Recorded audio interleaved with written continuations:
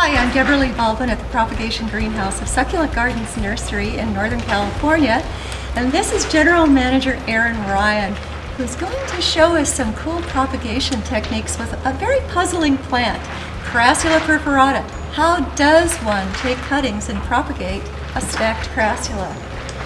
Okay, thank you, Deborah. So this is Crassula perforata, Variegata, so it's a variegated form of it. And you can see these plants are sort of a little wonky right now and very leggy. So what we want to do is propagate these guys. The cool thing about these stacked Crassulas is you can get so much material out of a single cut. So what you can do is just take a long cut right here, and you can take segmented cuttings. Now the tip cutting right here is going to root the fastest. So I generally keep the tip cuttings separate.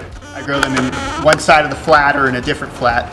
And right here you can see these little growth nodes, these leaf nodes. And I usually count to about 1, 2, 3 divisions. Take the bottom one off. Well, isn't the stem kind of soft and fragile? It's a little fragile, so you can see it kind of peeled off right here. Yeah. But you have about 1/4 inch of stem right there, and that's enough to get the plant rooted. Okay.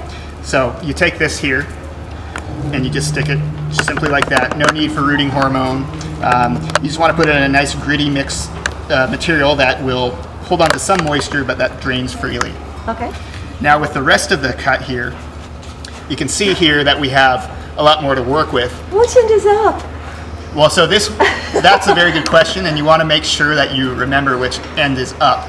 So one way to tell is if you look at the higher end of the stem, you can see that that growth there on the stem is more herbaceous, it's more green. Down below you get into some woodier, stemmy pieces right there, and that's how you can determine that that's the bottom. All right. But you want to make sure that you don't cut this way, otherwise you're going to have a very confused cutting. So you want to go here, and generally, again, I'll take count to 4, and then I'll strip one layer down. I usually pull the leaves down, bare just enough stem, that's about 1/2 inch to 1/4 inch or so. And I'll just stick that in like this. Okay. And you can just continuously go down. Another 4. Wow, that many cuttings off of... Yeah, just about 8 inches of stem. Wow.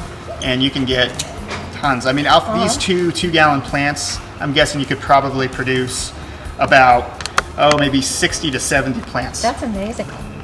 So now the very tip of the stem, that's going to have more growth hormone to get it going, right? And it's actually going to sprout or take off. Right. So the very tips, when you take the tips off, they root probably about a week or 2 faster than the base stems. What happens with these ones is they take a little bit longer to produce roots, and you're going to get little rosettes that are going to form right on the sides of the stem, right at that growth node. You'll have 2 that come out there, and you can grow those 2, so you'll have a double-headed Crassula cut here.